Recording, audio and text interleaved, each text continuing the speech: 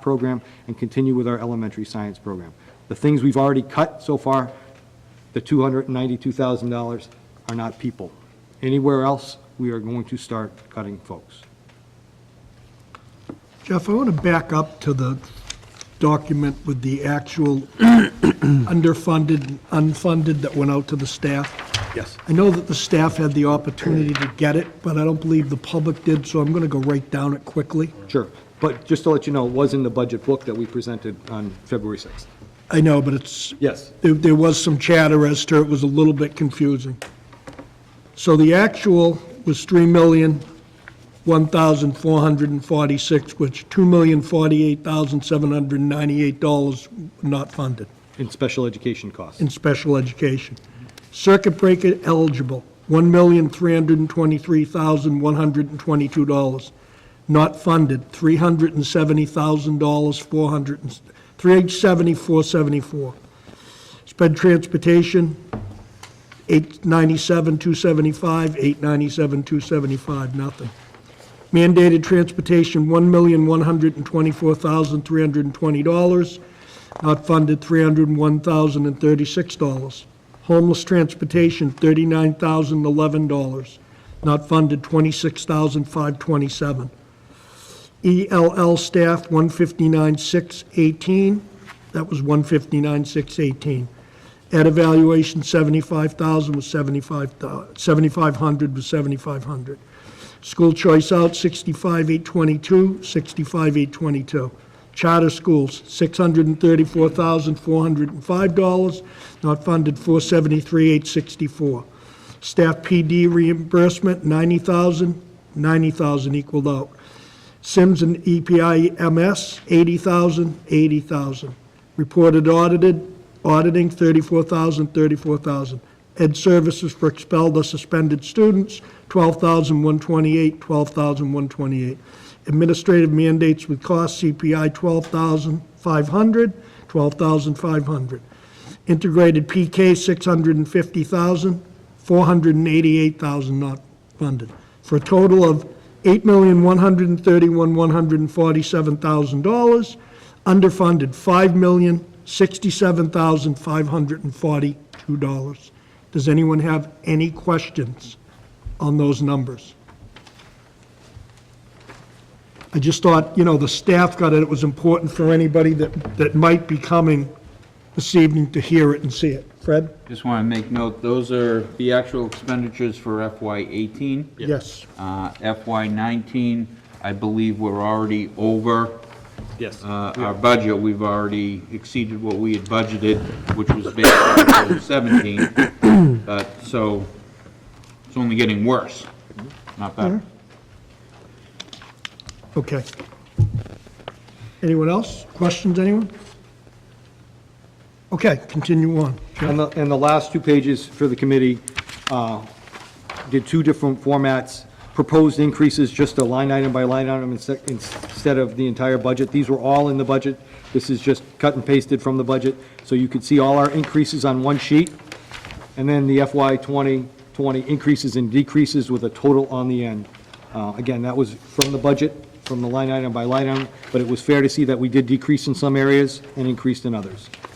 So that you had those two documents to see where we went up, exact totals, and where we actually went down, to be equitable. Questions, anyone? Committee?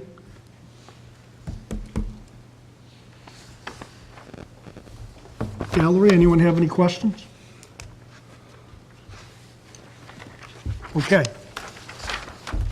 As you know, I have to tell you this, I'm not being repetitive, I have to tell you this so everyone understands, and if there's any questions, stop me. We have to set an assessment tonight.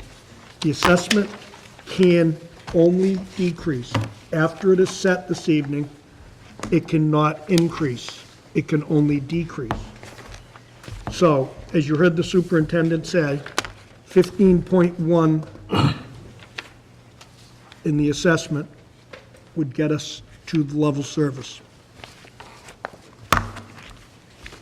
Open it up. Committee. Okay, I'll recommend we set it at 15%.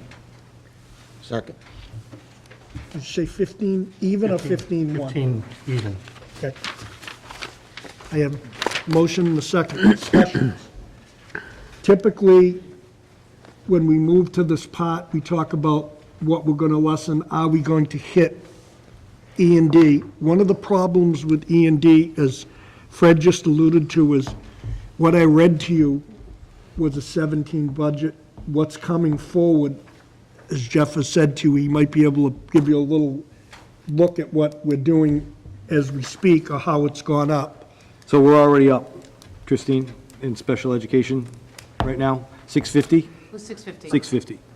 So in the matter of 2 weeks, a couple of out of districts and transportation costs. It comes down to 2 or 3 students sometimes. So we're up. I think we can use circuit breaker money from next year. We don't like to do that. We like to make sure we have that because next year's costs could go up as well.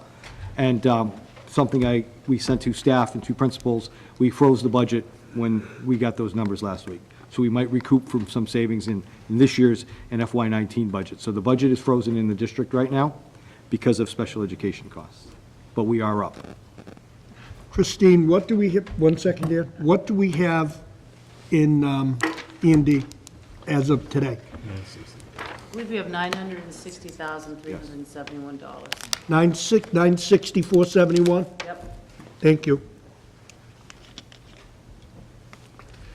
961,237, to be exact. 961,237. 237, that's what we 961, 237. E&D. Dan? had. All right. Thank you. As of the last meeting, when we had our budget, sped was in the hole 460, 361.17, Yes. and it went up how much more? Close to 650. I don't have the exact number. But it's, yeah, it's up. It's 650, so what's that number off the top? Around 2. Well, this was 460, so we're up 650. So we're up 190. All right, 190,000. so we can't touch E&D then. Well, That's 2 out of districts at 50 and an 88 in transportation. That's where we're at. That would take us right out of the water in E&D, so we can't do that. That's emergency funding. Can't be spending it on the budget. Fred? and I think where we have time, we can worry about E&D in the coming weeks and with the full Munis report, et cetera. But right now, as far as what we have in front of us for an assessment, I can't see going backwards. And I believe it'll end up being up to the taxpayers to decide, and we should let them decide. But I would be in favor of, 15%, 15.1, it's almost the same thing. I would urge everyone, if we could support staying the same for another year, as horrible as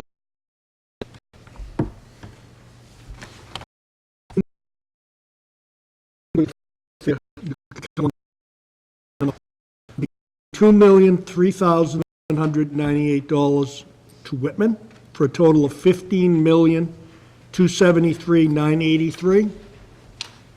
Hanson's increase would be $1,345,914, for a total of $10,259,255, at 15.1.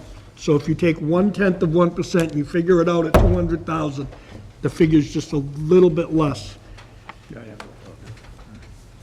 For sake of me having to read this and vote it, Mr. Cullity, I hate to ask you to go up 1/10 of a percent, but I have the numbers in front of me without recalculating it. All right, I can go to 15.1. Second. Will you withdraw first? Oh, withdraw the 15%. Withdraw. Okay, Withdraw my motion of the 15%, and I'd like to throw it out there as 15.1. thank you. Second. Discussions. Mr. Trotter, excuse me. It's probably more of an editorialization than anything else. Here we go again, we're talking about public schools. And we heard Jeff talk about students who are leaving the Whitman Public Schools. And they're leaving probably because of rumors of less staff, larger class sizes, which gives less, less attention to students. And then we come into, well, those that can perhaps afford to go to a private school will go. We have those that may choose to go to a charter school, which we essentially pay for, would go. And it seems to me that there is an erosion of public schools, maybe starting here. I know if you follow the newspaper across the country, there is a battle between educators and their local government based on salaries and how much money they actually put into the schools as far as what, what students, student supplies, working conditions, classrooms, and so forth. So it bothers me that we're in the position in which we're looking at something of lessening of what we have. I mean, I would not go beyond what we're suggesting, the 15.1. I should say below that. I think it's important that we have strong public schools. Public schools were created for everyone, and I think school choice is a good thing, but it's also a negative if some of our students are leaving Whitman-Hanson to go to East Bridgewater or Rockland because their budgets are in a little bit stronger position than ours are in. I think it's just a sad commentary on the way in which public schools are looked at.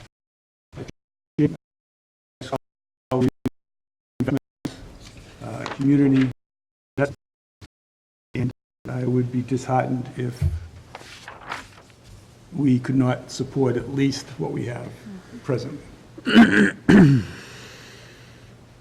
And that's my comment. Thank you. Anyone else? I'll just say that Ally? I would love to set the assessment for even higher than that, so we can include some programs that we should be bringing back.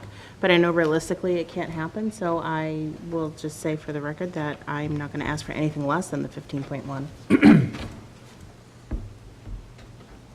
That's pretty much all I have to say.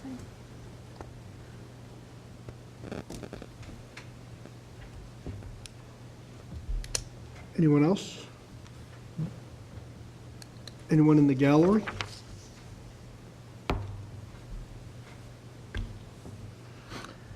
Okay, I have a motion and a second to set the assessment at 15.1.